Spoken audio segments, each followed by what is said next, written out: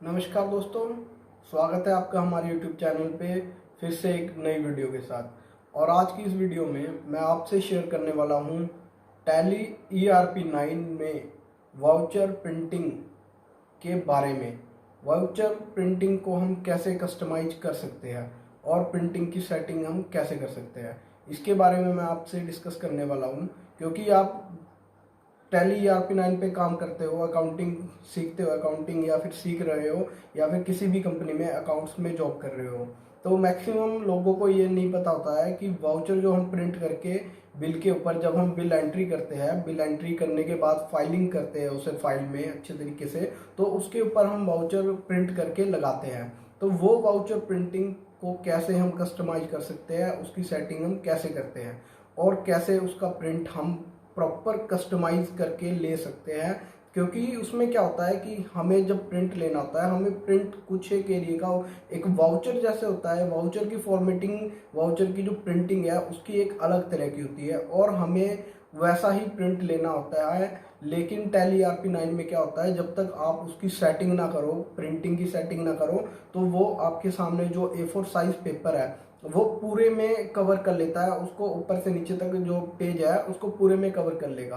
तो कवर कर लेगा तो जो आपका वाउचर है वो देखने में सही नहीं लगेगा, और वो बिल को भी जो आप फाइल अपना इनवॉइस आप एंटर टैली में अपनी बुक्स में एंट्री करने के बाद जब फाइल में लगाते हो, तो फाइल करते टाइम जब आप बिल के ऊपर वो वाउचर लगाओगे तो क्या होगा कि बिल के ऊपर वाउचर लगाओगे तो वो पूरे बिल को ही, पूरे पेज को ही कवर कर लेगा, जिससे कि आपको जो बिल आप कभी भी देखोगे, आपकी ऑडिट होएंगी तो उनमें बहुत प्रॉब्लम्स आती है, टाइम वेस्ट होता है।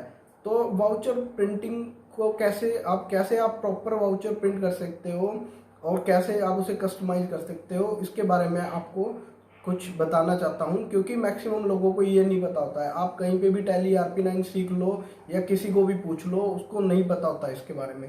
तो बने रहिए वीडियो में, लास्ट तक जरूर देखिए। आइए शुरू करते हैं आज का ये वीडियो। सबसे पहले आपको अपनी टैली ERP9 ओपन कर लेनी है और आपको परचेज वाउचर की जो कॉन्फ़िगरेशन है वो करनी है, सेटिंग करनी है उसकी प्रिंटिंग की। तो डिस्प्ले पे जाके अकाउंट बुक्स में जाके और आप लेज़र ओपन कर सकते हो, या फिर लेज़र ओपन करने की शॉर्टकट की होती है DAL। आप इसे भी नोट कर लीजिए, शॉर्टकट कीज़ आपके बहुत काम आएगी। तो कोई भी परचेज वाउचर हमें प्रिंटिंग करना होता है तो हमारे टैली ERP9 में पहले से सेटिंग नहीं होती है। तो जब हम उसे प्रिंट करते हैं तो वो एक पूरे A4 साइज़ पेपर में कवर हो जाता है और पूरे फुल A4 साइज़ पेपर में उसका प्रिंट आ जाता है।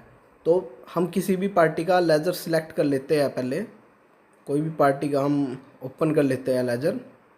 और यहाँ पे मैं आपको दिखा देता हूँ कि मैंने अपनी परचेज वाउचर को कैसे सेटिंग, प्रिंटिंग की जो सेटिंग को कैसे कस्टमाइज़ किया हुआ है। तो ये मैं आपको ऑल्ट P की कमांड देके ऑल्ट I की कमांड से दिखा देता हूँ। प्रीव्यू, ऑल्ट I प्रीव्यू देखने की शॉर्टकट की है। तो ये देखिए, मेरा परचेज वाउचर जब मैं प्रिंट करूँगा तो ये इस तरह से आएगा। इट मीन्स कि एक A4 साइज़ पेपर में हम 2 वाउचर को प्रिंट कर सकते हैं। ये देखिए कितना अच्छा वेल कस्टमाइज है। और जब आप लोग अपना परचेज वाउचर देखते होंगे तो भी आपके सामने इस तरह का प्रीव्यू या प्रिंट आता होगा। ये देखिए, ये देखने में भी बहुत ही अजीब लगता है, काफ़ी स्पेस इसमें छूट जाता है। और जब आप प्रिंट लेते हो तो भी ये पूरे पेपर को, पूरे इनवॉइस को कवर कर लेता है। तो मैं इसकी सेटिंग आपको बता देता हूँ। आपने ऑल्ट P करके F12 करना है, यहाँ से आप इसकी सेटिंग कॉन्फ़िगर कर देते हो और आपको सेम यही 8.27 और 11.69 ये सेटिंग आपको इसमें करनी है। कंट्रोल A से आपको इसे सेव कर देना है। कंट्रोल A किसी भी वाउचर को सेव करने की शॉर्टकट ये है टैली ERP9 में। तो अब देखिए ये वाउचर आपको कैसा दिख रहा है। तो इस तरह से आप आसानी से प्रिंटिंग वाउचर, जो परचेज वाउचर है, उसे कस्टमाइज़ कर सकते हो, उसे कॉन्फ़िगर कर सकते हो और आसानी से अपने इनवॉइस पे लगा सकते हो। अब आप फाइल करोगे तो आपका इनवॉइस भी अच्छा दिखेगा और ऑडिटी भी आपकी जब ऑडिट करेगा आपकी फ़ाइल्स की तो उसके ऊपर भी इस चीज़ का बहुत ही अच्छा इम्प्रेशन जाएगा। तो आइए इसी के साथ मैं आपको पेमेंट एडवाइस भी जनरेट करनी बता देता हूँ। टैली ERP9 में कैसे जनरेट होती है पेमेंट एडवाइस। तो सबसे पहले तो प्रिंटिंग वाउचर, जो आपका पेमेंट का प्रिंटिंग वाउचर है, ये आप देख लीजिए। ये आपको किस तरह का दिखेगा, ये देखिए इस तरह से आपको प्रिंटिंग वाउचर दिख जाता है, पेमेंट वाउचर। तो ये पेमेंट वाउचर है आपका। और अब मैं आपको बता दूं कि आपको पेमेंट एडवाइस कैसे जनरेट करनी है। या पेमेंट एडवाइस किसी भी पार्टी को पेमेंट देते हो, आपको ईमेल करनी है या उन्हें भेजनी है, तो आप कैसे भेजोगे। तो ये जो ऑप्शन आ रहा है आपको प्रिंट पेमेंट एडवाइस का, इसे यस कर देना है और यहाँ से आपको पेमेंट एडवाइस की डेट डाल देनी है, जिस भी डेट में आप पेमेंट एडवाइस पार्टी को प्रोवाइड करा रहे हो। तो यहाँ से आप डेट डाल दीजिए और जो भी ये ऑप्शंस मैं यस कर रहा हूँ उन्हें आपने भी यस करना है। बिल डिटेल को यस करना है और पार्टी की कॉन्टैक्ट डिटेल को यस करना है। शो ट्रांसफ़र टू यस करना है।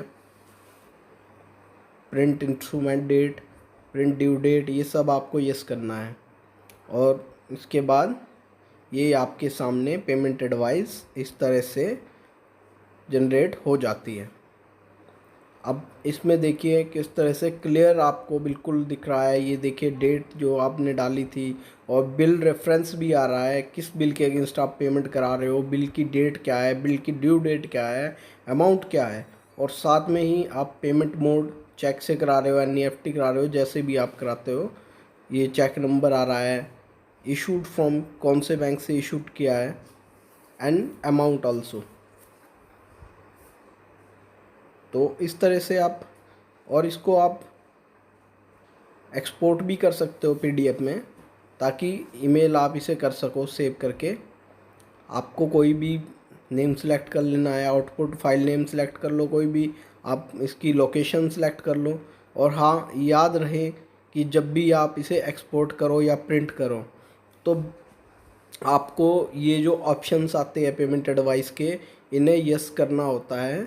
तो आप इन्हें पहले यस कर दो। अगर आप इन्हें यस नहीं करोगे तो ये आपके सामने पेमेंट एडवाइस जनरेट नहीं होगी, या फिर ये आपके सामने सिंपल पेमेंट वाउचर ही जनरेट होएगा।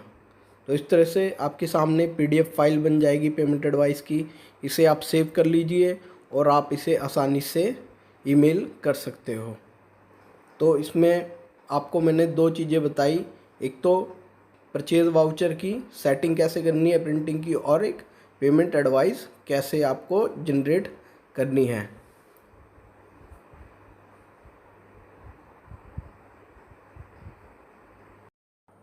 कैसा लगा दोस्तों आपको ये